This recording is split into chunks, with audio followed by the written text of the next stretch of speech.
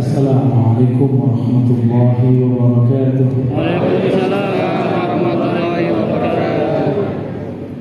Alhamdulillahilladzi ja'alana min ummati sayyidina Muhammad Sallallahu alaihi wasallam. Walhamdulillahilladzi hadana li hadza wa ma kunna linahtadiya laula an hadana Allah. Ashhadu an la ilaha illallah wa ashhadu anna Muhammadan 'abduhu wa rasuluh.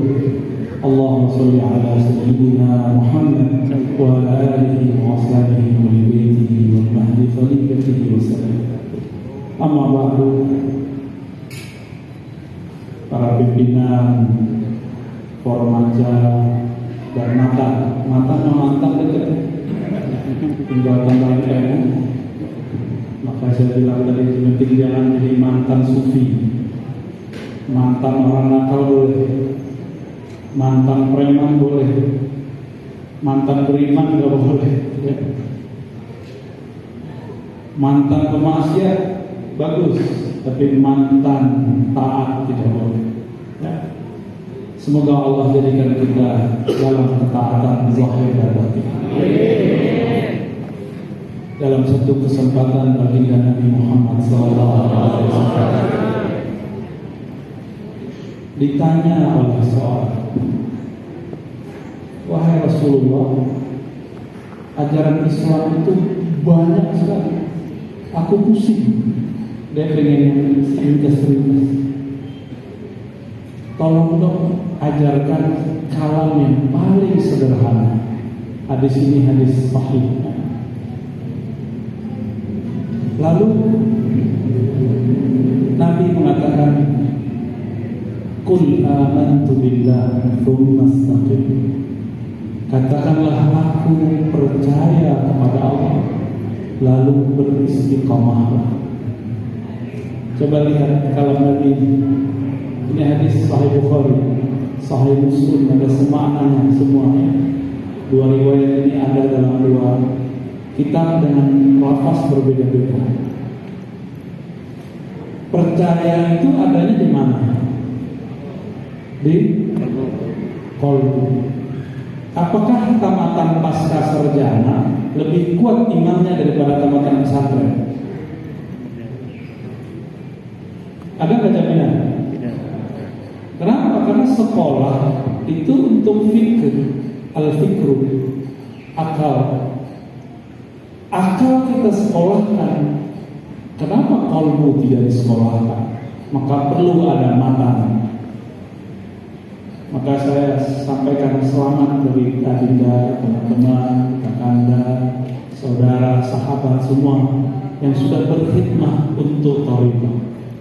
Semoga diberkahi oleh Allah SWT. Ini sekarang bukan mursyid, bicara mursyid. Memang ente lebih tinggi dari mursyid, ya? Bukan wakil tahkim, bukan balal tahkim, ngomongin wakil tahkim. Kayak kita lebih tinggi dari dia aja. Kecuali makomatum lebih tinggi. Maka dalam adab seorang sabit, tidak boleh seorang murid mengatakan guru ini lebih tinggi dari guru ini. Berarti dia lebih tinggi dari dua-duanya. Benar nggak? Su'ul adab. Maka saya berharap adab-adab ini diajarkan kembali dalam daurah-daurah matan thariqah, ya? Dalam daurah-daurah kajian-kajian itu diajarkan kembali. Kita Imam Sya'rani diajarkan kembali. Mereka itu nangis lihat kita, ya? Katanya bertorikoh, torikohnya macam-macam lagi. Torikohnya tak hanya Naqsyabandiyah, Syadziliyah, Qadiriyah, Idrisiyah, Sanusiyah, Tijaniyah. Ada torikoh antum belakang juga. Torikoh nggak jelas, yang penting ada iyah-iyah belakang. Berani nyalahin semua torikoh. Kita agak sedih melihat fenomena itu. Padahal bertorikoh bukan untuk menjadi juri, bertorikoh untuk menjaga hati.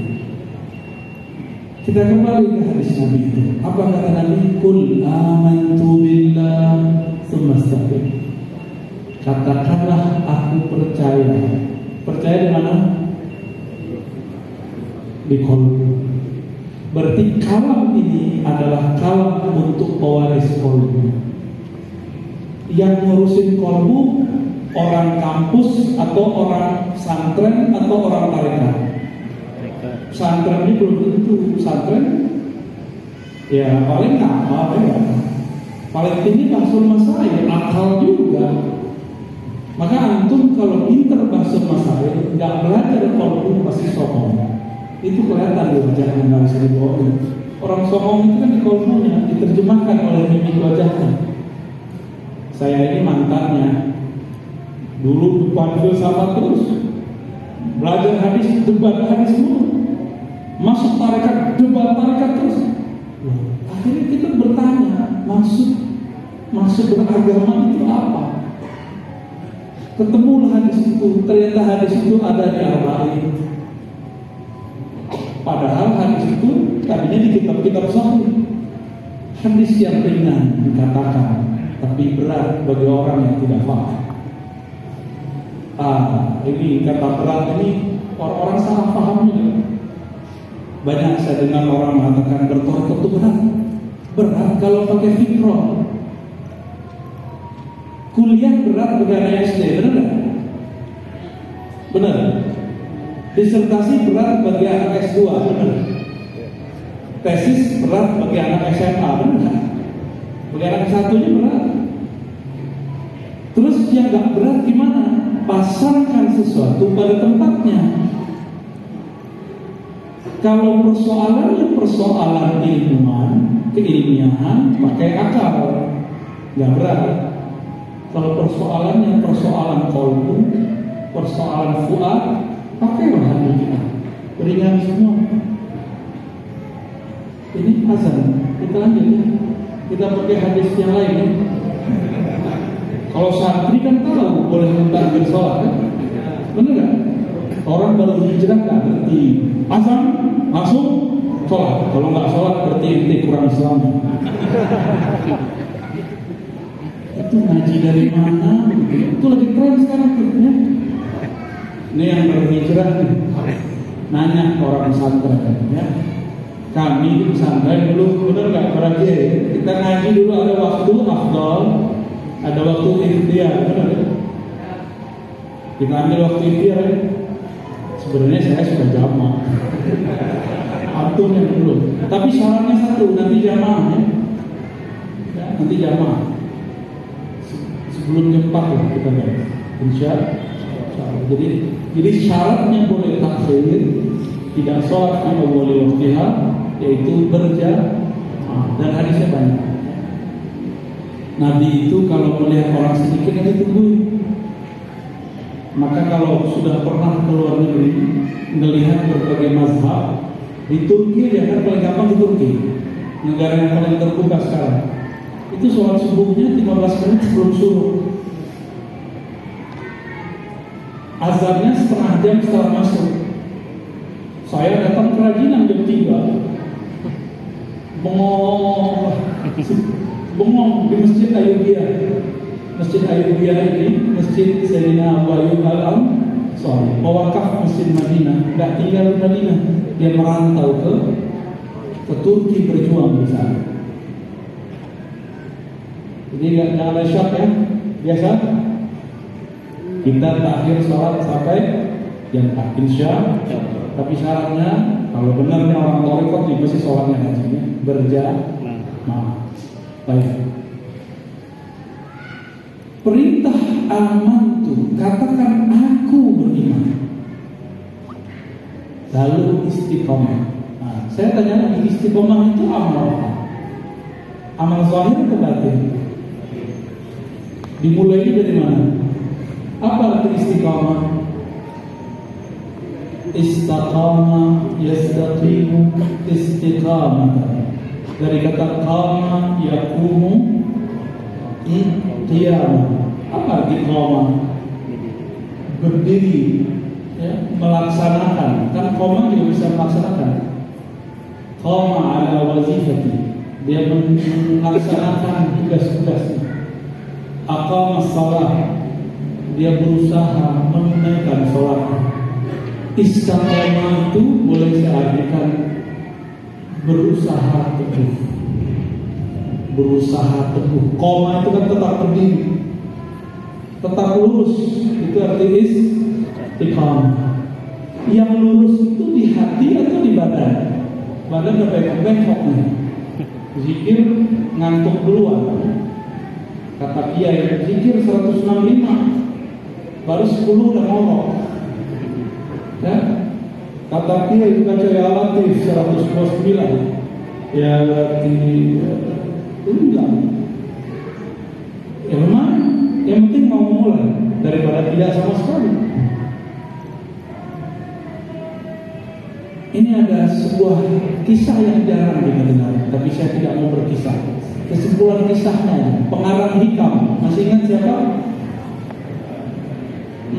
Ibnu Athaillah As-Sakandari. Itu jadi sufi pas tua atau tidak? Ngarang kitab hikam pas dia tua atau tidak? Kayaknya antum membayangkan Sayyidina Athaillah ini nulis pas sudah jadi aki-aki. Benar, itu kan keliru. Ibnu Athaillah nulis kitab hikam seumuran saya, 33 atau 35, masih muda, dan dia rohaninya lebih tua bahkan dari kakeknya sendiri. Ternyata Ibnu Athaillah ini punya kakek. Kakeknya setiap hari mengatakan murid Abul Hasan Syadzili qaddasallahu sirrahu adalah seorang yang zindiq. Jadi dia harus, kalau khutbah dikatakan asyhadu anna Abul Abbas al-Mursi zindiq. Jadi jangan heran kalau sekarang ada ustaz bilang sufi zin, itu bukan barang baru, orangnya aja yang putar-putar. Itu juga chip di dalamnya sama. Ya, diputar-putar aja itu karakternya sama. Benar nggak? Ada yang bilang sufi zindik, berarti orang belakang saya zindik semua. Pengamal tarekat kemana?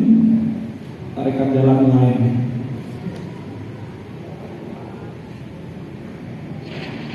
Abu Abbas emosi nggak? Dia nggak emosi. Besok dilaporin lagi. Wahai Tuan Abul Abbas, engkau dikafir-kafirkan oleh si ahli fikih orang. Kata beliau, biarin dia, dia masih muda. Besok datang lagi kata, wahai Tuan, engkau sudah dizindik-zindikkan berkali-kali. Kenapa engkau tidak kunjung membalas? Apa jawaban beliau? Aku malu kepada Rasulullah. Rasulullah dilempar oleh orang Taif. Dia tidak pernah membalas kecuali mendoakan kebaikan. Maka aku ingin meniru Rasulullah Sallallahu Alaihi Wasallam. Aku berharap ada dari keturunan Abul Abbas, keturunan orang ini, kata Abul Abbas, yang menjadi muridku nanti. Akhirnya si kakek itu punya anak, anaknya pun bukan menjadi murid Abul Abbas. Anaknya punya anak lagi bercucu, masih muda, masih remaja. Biasa anak remaja biasa nggak dengerin banyak pengajian, ikut makan, ikut ngaji salafi. Ya, pengen biasa pencarian. Jangan dicurigai begitu, itu pencarian Pak. Ya, jangan kita bilang, lu sebenarnya apa sih? Ikut masuk, jangan itu, biarin aja dia. Biarkan dia mencari. Hatta walaupun dia sekarang terjebak pada ajaran yang ekstrim. Ya, yang penting dia sudah pernah bermajelis di majelis ahli zikir. Nanti rohani dia akan haus, rohani dia manggil.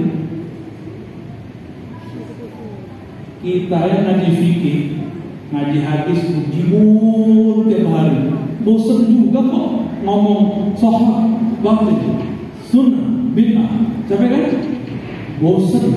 Terus khusyuknya apa? Ya? Emang ini saya mau tanya nih, kalau kita sudah baca kitab fikih 100, dijamin nggak sholatnya khusyuk? Nggak bisa kan? Jadi jangan berharap antum benerin syariat yang zahir, syariat yang batin datang. Enggak. Nabi itu duluan nyuruh orang sholat atau duluan nyuruh orang percaya? Kenapa sekarang dibalik? Itulah angkuhnya para fuqaha. Mereka sering ngejek orang tarekat dan mengatakan, benerin dulu syariat ente, nanti aja belajar tarekat hakikat. Emang Nabi ngomong begitu? Nabi mengajarkan hakikat iman dulu, baru sholat. Kenalkan dulu orang kepada Allah, baru sembah dia. Baru wajibkan orang sholat lima waktu. Main pukul-pukul aja, main seterap aja. Ini pendidikan yang gak benar menurut saya. Maka mohon maaf, jangan heran kalau ada santri murtad, santri dari Badung, istilahnya dari mantan itu akibat kenapa? Dulu ibadah dipaksa-paksa. Saya udah ketemu banyak. Ada yang sekarang ateis, ada yang sekarang gak mau beragama apa, ya. Ada yang sekarang kebatinan. Kalau dulu santri, bahkan ada beberapa yang hafal sekian juz. Sahabat-sahabat yang dimuliakan Allah, ketika Nabi berbicara tadi, Nabi sedang mengarahkan ke qalbi.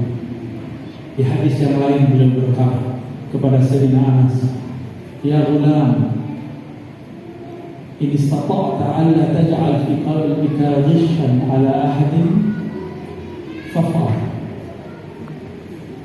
Wahai anakku, jadi beliau manggil pembantunya, khadamnya sebagai anakku.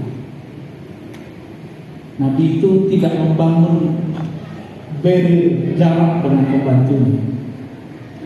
Jadi mohon maaf, kita baru jadi wakil ta'arki, baru jadi pemimpin zawiyah, kayaknya jarak sama khadam udah begitu.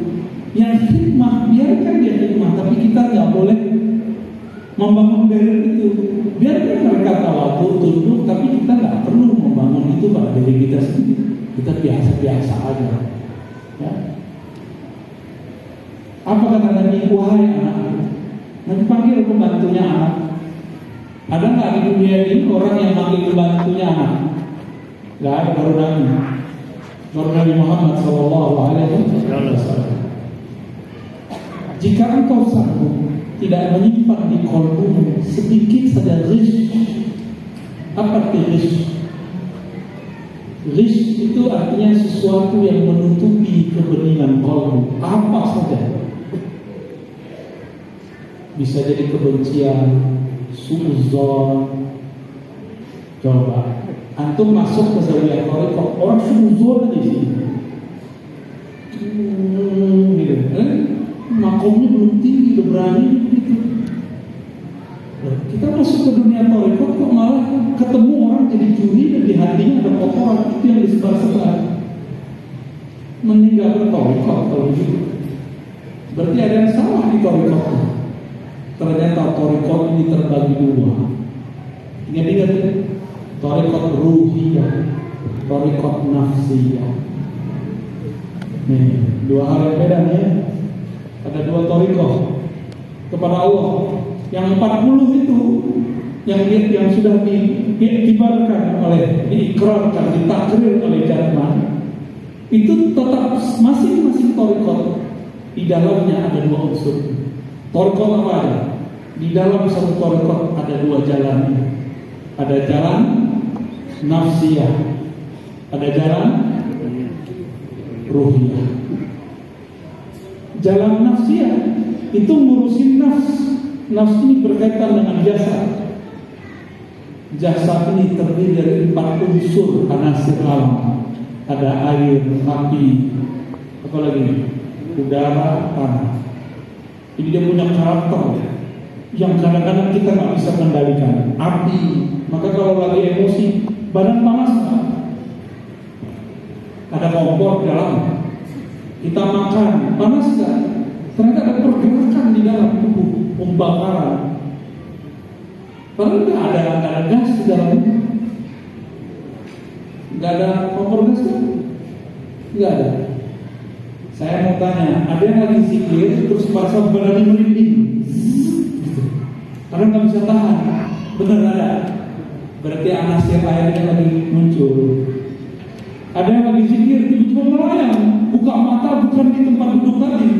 Perasaannya di Ka'bah, perasaannya di kampung mana. Zikir lagi balik lagi. Itu berarti lagi apa? Anasir udara anginnya lagi sedang dominan.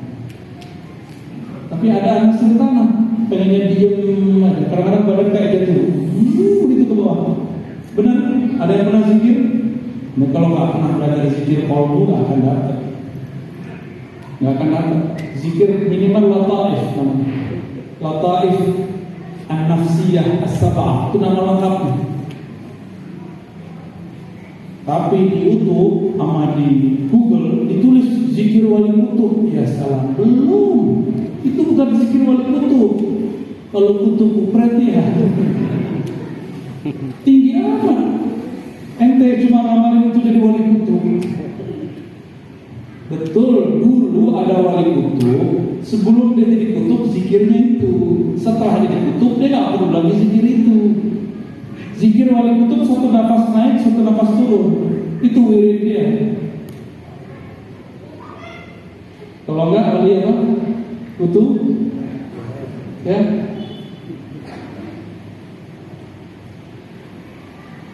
Empat yang ada di tubuh kita ini melahirkan karakter hewan ternak, karakter hewan buas. Itu yang dihantam dengan puasa, itu yang dihantam dengan wiridan.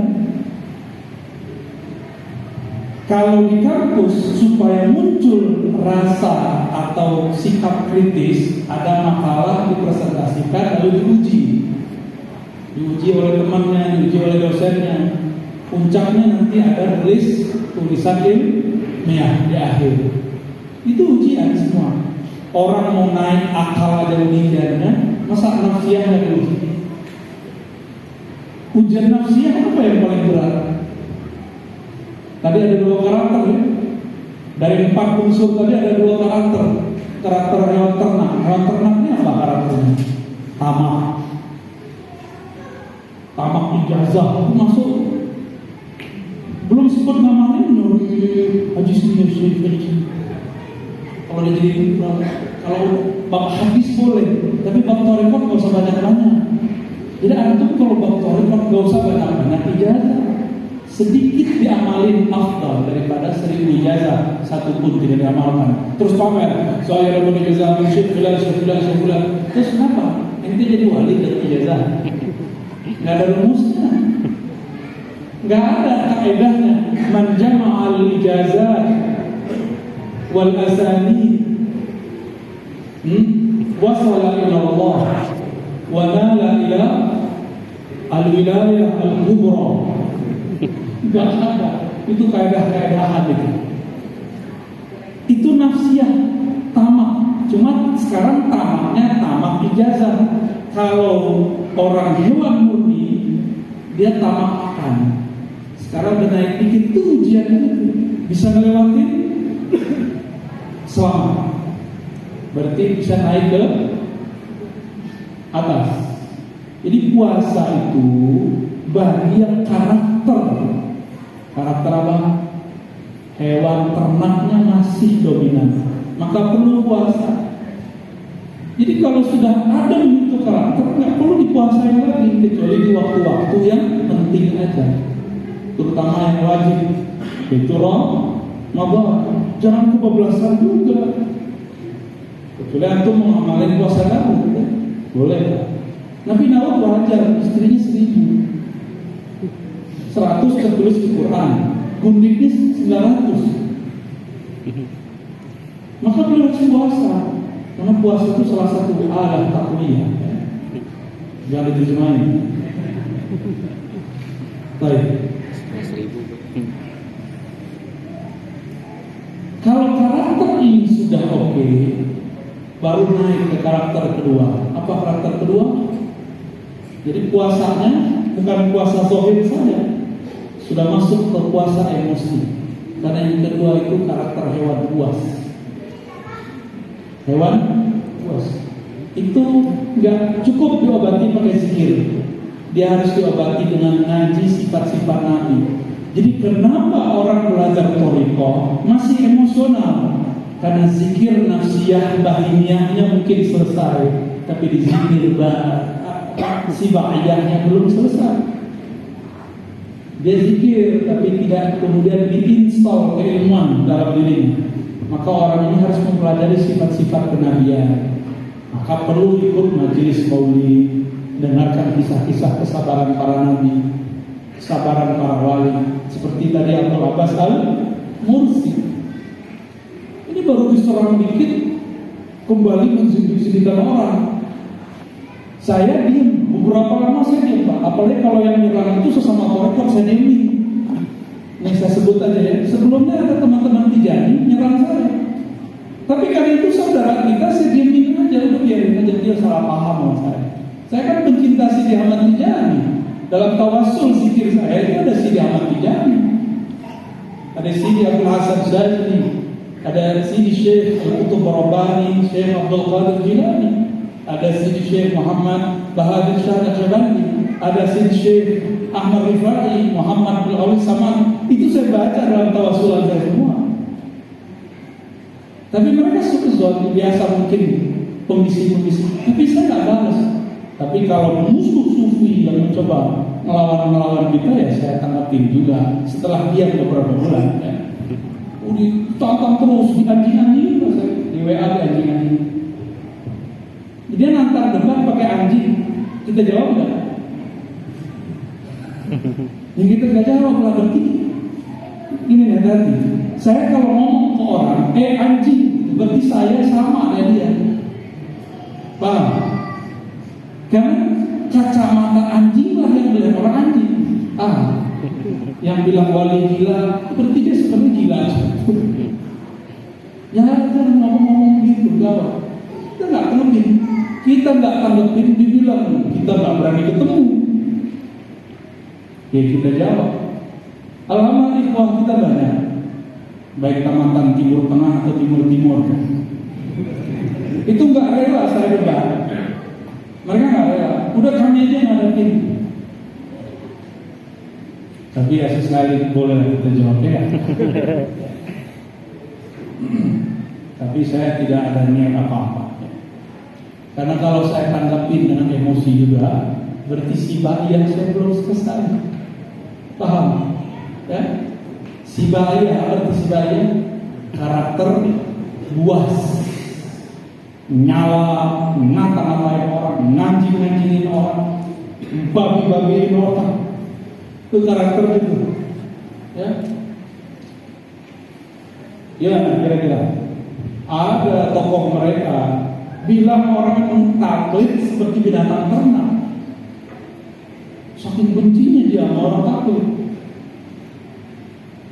Sekarang ya, teman-teman imamnya juga bilang bahwa para sufi ubadul kubur. Ya, gimana tuh, terima nggak? Namanya Saleh Fauzan, masih hidup. Kitabnya diajarkan di pesantren Mogren. Kita ingetin kiainya marah-marah, kiainya mami. Lah yang kianat siapa? Dulu kiai pendiri pesantren ente yang ngajarin kitab itu. Ini hati-hati, kitab tauhidnya, benar ya? Mengajarkan bahwa sufi-sufi yang tabaruk di kubur itu ubadul kubur. Dia kasih lagi, jadi dua istilahnya, ubadul kubur, kuburiyun. Antum yang mana? Kayaknya wajahnya wajah kubur semua. Kayak hal kuburiyun. Saya ceritakan kepada mereka, Nabi Muhammad itu setiap kali nginap kepada Sayyidatuna Aisyah radhiyallahu ta'ala anha, pasti malam-malam. Horor nggak ada lampu. Nabi itu datang ke Al-Baqi. Baqi itu apa? Mall Baqi. Apa itu Baqi? Makbarah di sampingnya Masjid Nabawi, ada jarak sekitar berapa ratus meter. Nabi malam-malam Aisyah tidur Nabi keluar. Harunnya siarah malam. Antum nggak keren siarahnya siang hari. Karena masih ada takut, masih beda siang sama malam. Emang Allah beda, Allah siang sama malam. Emang wali beda siang sama malam. Aneh mau tanya, berlaku nggak siang malam sama wali dikubur? Nggak berlaku. Jadi kita datang malam, mau datang siang, mau orang dikubur sama nggak? Sama aja. Terus kenapa takut malam-malam? Takut dibilang kuburin itu takut ganggu.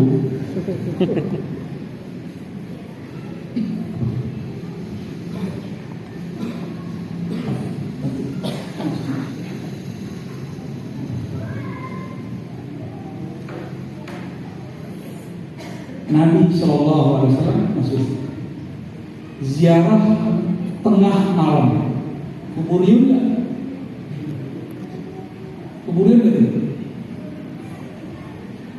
Ya, maka aneh sebutlah Sayyidina Nabi SAW adalah Sayyidul Kuburin. Marah mereka. Kita sebut baginda Nabi Sayyidnya kubur itu.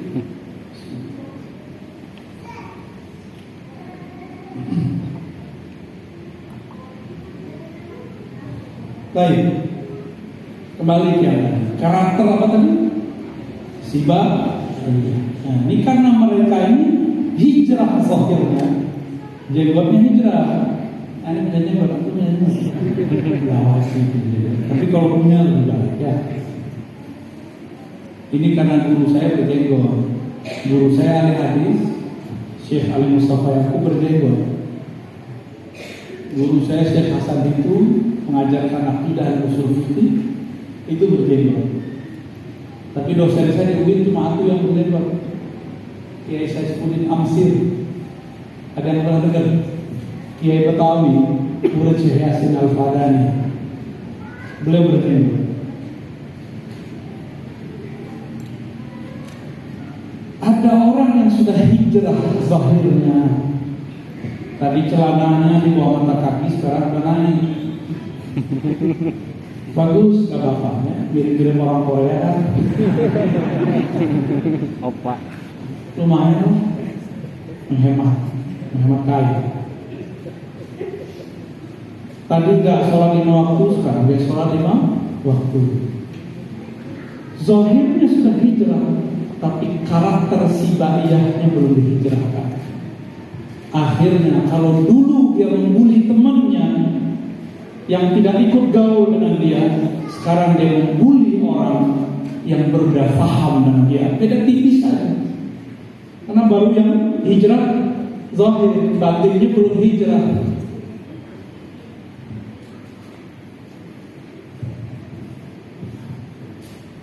Gimana Pak? Jangan-jangan kita torikot begitu.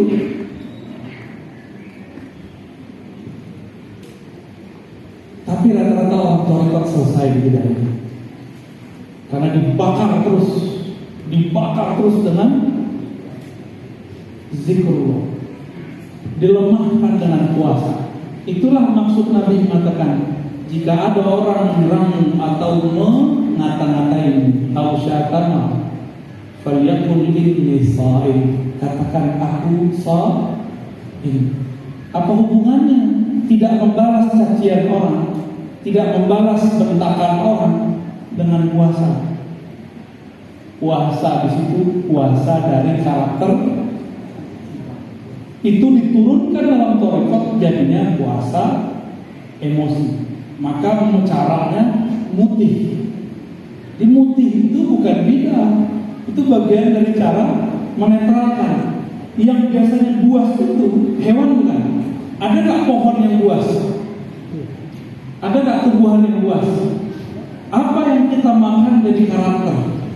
Kalau kita mutih, tidak makan yang bernyawa, maka yang masuk adalah benda-benda yang soft, tidak panas, tidak liar, tidak galak. Maka ketika orang berhasil mutih, dapat dicirikan dia tidak gampang jealous, dia nggak gampang emosi, gak gampang suzon. Gimana, ada berhasil belum? Ini kadang sama ikhwan sendiri dalam torikot udah suzon. Gimana anak ikhwan di luar torikot? Gimana antum sama salfi? Bisa-bisa lebih benci ya? Kita kan daerah disuruh membenci begitu. Irhamu man fil ardi yarhamkum man wisama. Kita disuruh mencintai. Berdebat boleh, benci tidak boleh ya? Ini filosofi, tapi mungkin kita dulu mereka ogah menjelaskannya. Murid-murid santri dulu kan modelnya kerja dulu dapat rahasianya baru gitu ya. Anak santri sekarang nggak bisa. Sekarang salib zaman COVID ini agak beda. Salib COVID ini harus tahu dulu alasannya baru bisa ngamalin. Jadi sekarang antum jadi wakil talqin, jadi pimpin zawiah, jadi mursyid lebih ribet enakan zaman dulu. Serius ya? Guru aneh dulu kalau ada nanya, Pak Kiai, Abu ya, Syekh, kenapa begitu? Udah kerjain aja banyak tanya aja gitu. Suruh ada. Langsung kita dia istighfar, cium tangan, kabur, beramal. Setelah setahun, 2 tahun, baru paham. Kita datang ke beliau ceritakan nangis hafal, Pak Kiai, hafal, ya, dulu nggak sabar nanya. Kan sama kayak Nabi Musa. Nabi Musa tahan nggak sama Nabi Khidir? Tahan nggak? Tuh, dan Nabi ada yang kayak Nabi sih. Tapi tenang, semua ujian para nabi diberikan pada akhir zaman. Semua ujian para nabi diberikan kepada umat akhir zaman. Maka benarlah hadis walaupun sanadnya dhaif. Ulama ummati ka'anbiya'i Bani Israil. Itu hadis dhaif, tapi maknanya sahih. Karena bersesuaian dengan makna al-ulama warasatul anbiya. Ulama umatku sebanding dengan nabi-nabi Bani Israil. Karena zaman dulu nggak ada handphone kan? Nggak ada kan dulu? Oh sekarang guru tantangannya sama murid. Cemburunya bukan sama siapa-siapa, sama handphonenya murid. Disuruh wiridan, baru bentar tuh ting buka. Mana ada kita dulu wiridan begitu? Hanya sama mereka yang perlu wiridan, nggak ada begitu. Sekarang kita kalau perempuan khalwat, kita kasih rukhsah jam 5 sampai jam 6 sebelum berbuka, boleh buka handphone. Dikasih rukhsah sekarang. Saking sayangnya sama murid begitu. Coba zaman dulu, 40-an malam nggak boleh. Nggak boleh bawa handphone, emang ada handphone. Ada karakter lain yang perlu dilatih. Ini yang kebanyakan mursyid pun dengan kalah. Apalagi murid. Namanya karakter syaitaniyah.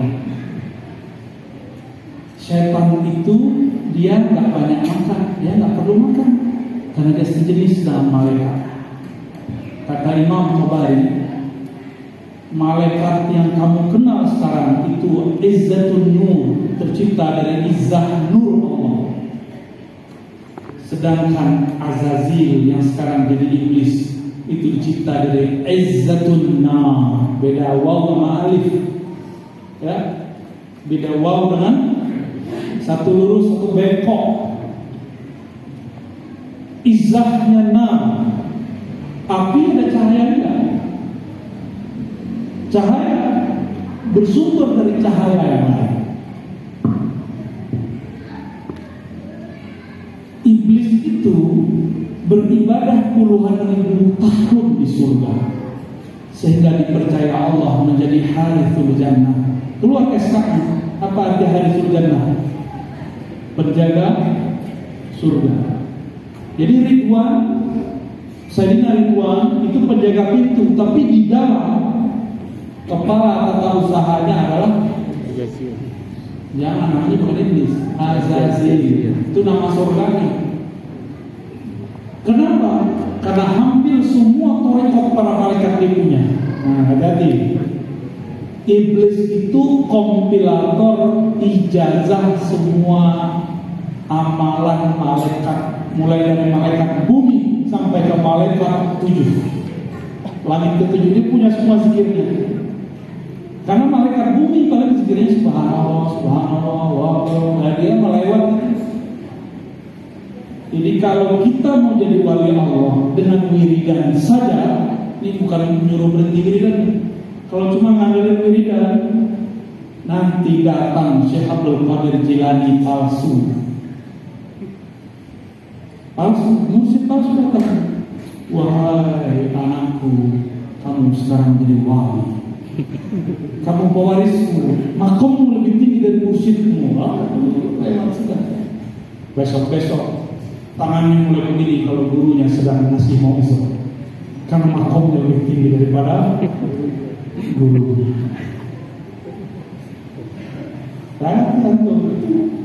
Aduh, banyak lah. Saya ngalamin beberapa. Ya, saya pernah ngalamin itu, merasa pernah lebih tinggi dari mursyid saya. Bahaya, bahaya. Dipuji Allah, dipuji, diberikan perangkat-perangkat masuk ke alam lain. Guru kita pura-pura bego, pura-pura nggak ngerti. Wah, mana nggak ngerti. Kata kita, wah, masa mursyid nggak ngerti? Tinggian aja dong. Kejadian itu pernah terjadi di zaman Rasulullah. Ketika diturunkan surah Al-Mu'minun sampai ayat ke-11 itu tentang penciptaan. Sahabat ada yang jadi penulis Nabi, khadamnya Nabi, hati-hati, khadamnya Nabi. Dia mendengar Sayyidina Jibril membacakan ayat ujungnya, fatabarakallahu ahsanul khaliqin, gitu ya. Itu saya katakan. Nabi dengar. Di saat itu si sekretarisnya ikut masuk ke alam malakut dan dia mendengarkan Jibril membacakan ayat. Nabi diam, Nabi gak baca. Terus dia kira euforia dapat alam kasaf. Apa kata dia? Wahai Rasulullah, bukannya penutup ayat ini fatabaraka. Kata Nabi, sadaqta, kamu benar. Kok kamu tahu? Kata beliau, saya dengar. Oh, bagus. Kira-kira begitu kalau diterjemahkan secara bebas. Apa kata batin si sahabat, mantan sahabat? Oh, begitu doang ilmunya para rasul. Saya juga bisa dong menjadi rasul. Maka di hari itu dia syak kepada Nabi. Maka orang kasyaf itu lebih mudah syak daripada orang yang polos. Mau kasar? Mau kasar enggak? Aneh bukan? Bukan sarung. Astagfirullah. Gampang buka kasar. Gampang sekali. Antum sembah setan buka. Mau kasar setannya? Gampang. Maka tarekat zulmaniyah itu cepat. Tarekat nuraniyah ujiannya nafsiyah. Karena Allah mau uji ini orang mau jadi sakti atau mau mendekat kepada Dia Maha Sakti. Itu aja. Orang ini mau melihat, mau jajan di alam lain atau dia ingin ketemu yang menciptakan alam itu. Iblis keasikan wiridan, memimpin. Ini hati-hati, pengurus surga, berkhidmat di surga, memimpin peribadatan malaikat di surga, wiridan di surga, manakiban surga. Dia pimpin semua. Puluhan ribu tahun. Imam Tabari menyebutkan sampai 80.000. Saya nggak tahu itu angkanya gimana cara dihitung. Ini kan tahu TV semua. 80.000 tahun. Ada antum yang suluk 80.000 tahun. Ya, sekarang baru 15 menit dengan handphone kan sudah tergoda. Mau ngantuk udut. Innal ududa sahlatun lil musuli liman tawaddada. Itu kaidah baru kita. Hati-hati kepada hikmah. Antum disambar setan. Maka harus terus bersuluk secara batin. Jangan berhenti puas dengan posisi sekarang. Jangan merasa aman. Itu pesan dari Sayyidul Awliya di zamannya, Al-Imam Abdul Hasan Al-Basri. Yang mana semua thariqat kita yang ada sekarang, thariqat antum apa aja pasti lewat beliau. Al-Hasan Al-Naqsyabandi ada lewat beliau, Qadiriyah ada lewat beliau, Syaziliyah ada yang sebentar ke beliau. Jadi semua thariqat itu bersaudara. Sekarang kok tengkar-tengkar, Ustaz, mursyid saya langsung ke Nabi. Memang aneh gak bisa langsung ke Nabi. Antum sholawat hari Jumat langsung ke Nabi. Masalahnya qalbunya belum bening, sehingga tidak mendengar jawaban Nabi Sallallahu Alaihi. Imam-imam itu kan beda tipis aja. Kenapa semua thariqatnya diganti namanya dengan Muhammadiyah? Karena dia mendengar dan berkalam-kalam dengan Rasulullah Sallallahu Alaihi. Itu bukan khusus buat mereka. Itu semakin akhir zaman semakin dibuka, tapi harus semakin ditutup menceritakannya kepada orang awam. Ilmunya harus dibuka. Dulu cuma beberapa mursyid yang dapat. Dulu ya. Maka makom itu jangan dicek lewat kitab. Di sini ada kitab Ummul Kitab. Itu yang bisa ngecek kitab yang sebenarnya.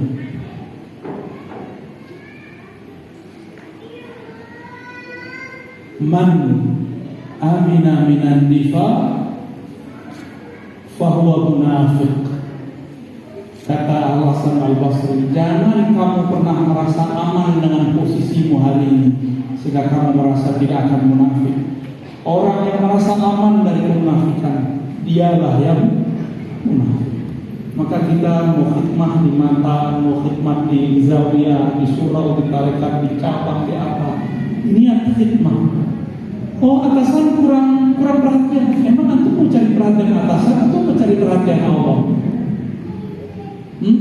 Maka harus dari muraqabah. Apa arti muraqabah? Beramal itu merasa dipandang Allah, bukan merasa diperhatikan Abah Lutfi. Beliau terlalu sibuk untuk ngurusin kita. Ya, ini saya dengar di bawah pada dari perhatian ke atas, nggak usah. Apa yang kita bisa buat aja. Namanya khidmah, kecuali kita mau dapat sesuatu dari situ. Kerja namanya. Kasar ada ujrahnya. Tapi kalau khidmah ada barakah. Pilih mana? Ujrah mahdud, al-barakah ghairu mahdud. Pilih mana? Balasan gaji ada batasnya. Tapi kalau khidmah antum dapat barakat, wal barakatu ghairu mahdudah. Keberkahan itu tidak ada batasnya. Gak ada batasnya. Unlimited. Kalau gaji paling cuma berapa juta, tapi kalau berkah berjuta-juta. Hati-hati kalau sudah khidmah, sudah dapat kepercayaan amanah, apalagi sudah mendapat ijazah. Ternyata ujian paling berat seorang mursyid adalah dapat ijazah. Karena dia tertarik untuk menceritakan terus. Saya ini sudah dapat ijazah kemursyidaan dari Syekh Fulan. Aduh, muntah kita dengarnya. Gak usah ngomong begitu. Karena makom qalbiyah bisa diketahui oleh ahli qalbi. Makom nafsiyah diketahui oleh ahli nafsu mutmainnah. Makom ruhiyah diketahui oleh ahli ruh. Ya semua ngomong. Salman Al-Farisi ketemu seseorang, dia panggil dengan namanya, bapaknya semuanya. Sesekali doang. Biasanya Salman nggak pernah semabuk itu. Jadi Salman kalau mabuk bukan pakai tua. Kalau mabuk nyebut nama orang lengkap dengan nasabnya. Gimana? Ada yang begitu? Ini bukan pertanda semua mursyid harus begitu. Akhirnya orang itu nanya kepada Salman, wahai Salman, kenapa engkau tahu siapa aku? Apa kata Salman? Arafat ruhi ruha. Ruhku kenal aku. Akhirnya mereka jadi bersaudara. Orang kalau sudah merasa aman dengan satu posisi, maka dia mulai merasa dirinya ngebosi. Jadi pengen dihargai. Mulai aneh kalau ada orang tak musafaah, terus gak cium tangan, dia mulai ngerasa aneh. Itu antum harus cium tangan dia. Nah ini perhatiin ya, kita selama sama orang, terus kita pengen dia cium tangan, kita cium tangan dia, itu caranya. Jadi cara melawan itu riadohnya nggak pakai bibir, riadohnya pakai apa? Dilawan. Itu yang disebut mukhalafatun nafs. Nafs apa ini? Ini bukan lagi nafs bahimiyah, bukan lagi sibayah. Ini karakter nafs syaitoniyah. Syaitoniyah bukan dari 3 unsur, dari unsur api. Karakter dia merasa ana khairum ini. Wirid saya kan lebih banyak, torikot saya kan lebih banyak, saya kan sudah dapat ijazah. Itu. Ternyata di ahli hadis ada cara mereka mengobati itu. Saya berguru kepada ahli hadis dan dapat metode menghabisi itu. Apa kata Imam ahli hadis Imam Ahmad bin Hanbal? Bukanlah ahlul fan, bukanlah ahli ilmu jika dia belum belajar amman fauqah kepada orang yang di atasnya, atau amithlihi dari kawannya, atau amman dunah atau dari orang yang di bawahnya, berarti muridnya, atau orang yang lebih kecil dari dia, atau umurnya jauh di bawah dia. Nih cara hancurin syaitonnya.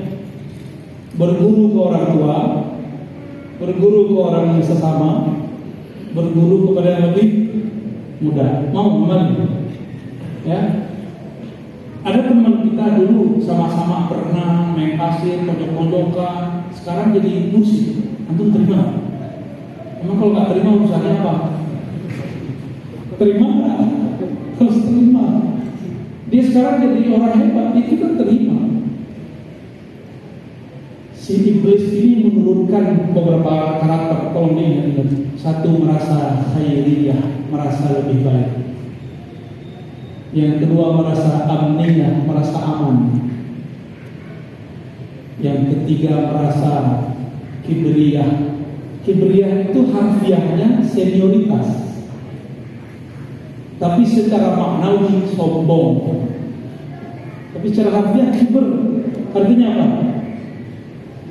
Senior kan? Nah, ini yang saya sampaikan di majelis maulid. Ubas atau Kufas Ibn Asy'ab ditanya, dia lebih tua dari Rasulullah beberapa tahun.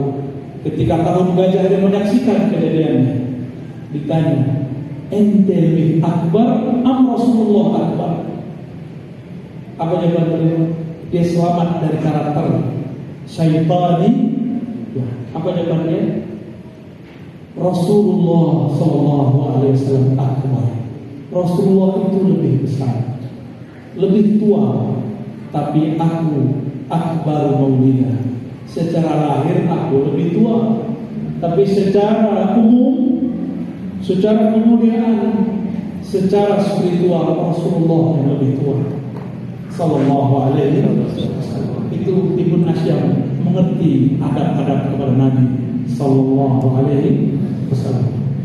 Sudah berapa karakter? Ya. Kenapa dia bisa yang pertama khairiyah? Ada sebabnya. Karena pertama dia diciptakan dari api, rasis. Ini kan banyak suku nih, ada Sunda, Jawa, Sumatera, ya. Macam-macam kan. Ada mungkin dari Banjar, dari Bugis, dari Sumatera, dari Sulawesi, dari mana saja. Jangan terbersih darah kita lebih mulia dari darah yang di samping. Terbersih itu berarti antum karakternya syaitaniyah. Kalau zikirnya belum diberesin untuk diarahkan membakar sifat syaitaniyah, apa yang terjadi?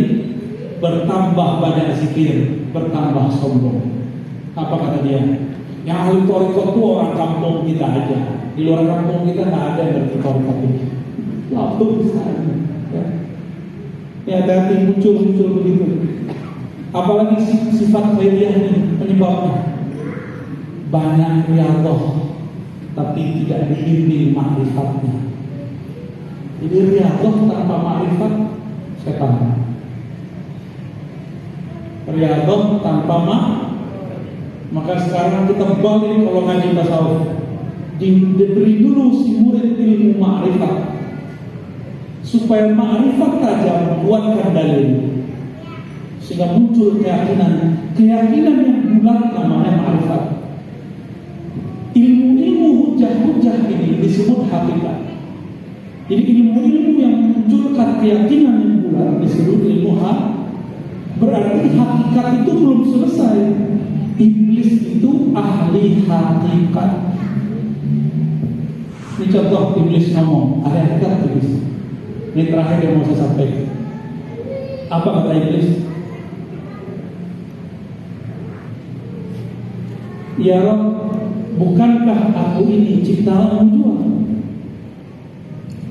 Aku membangkang kepadamu karena engkau juga yang menciptakan aku menjadi pembangkang.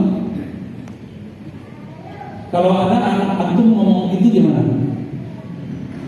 Hah?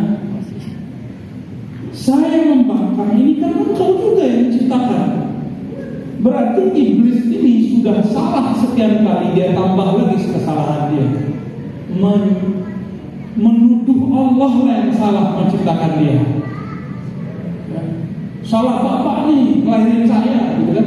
Ada anak ngomong itu. Dia kira, si iblis kira dia itu ahli ma'rifat, ngomong begitu. Enggak, dia dapat hakikat, tapi baru hakikat iblisiyah, belum hakikat Muhammadiyah. Bahayanya di situ. Nanti antum dapat kalam-kalam gitu kalau sudah banyak wiridan. Hati-hati, itu halu, disebut was-was. Disebut was-was. Harus kembali ke kursi. Ya? Baik teman-teman, sahabat-sahabat yang melakukan Allah, semoga kita selamat dari 3 karakter ini. Bergurulah, berriyadhahlah, berma'rifat dengan ma'rifat al-Muhammadiyah, ma'rifat Nabi Muhammad SAW. Saya mohon izin, ternyata sudah lewat, mau jalan ke Sukabumi. Ya, nggak mungkin ada tanya jawabnya, afwan, karena mulainya saya kira tetap jam 2, selesai jam 3, jam 3 saya harus jalan. Jadi mohon izin, mungkin kita tidak bisa musafahah, saya tidak bisa ikut lama-lama. Kita cinta dengan qalbu kita. Untuk cinta ini semua sudah sampai kepada Rasulullah, kepada cinta Al-Fatihah.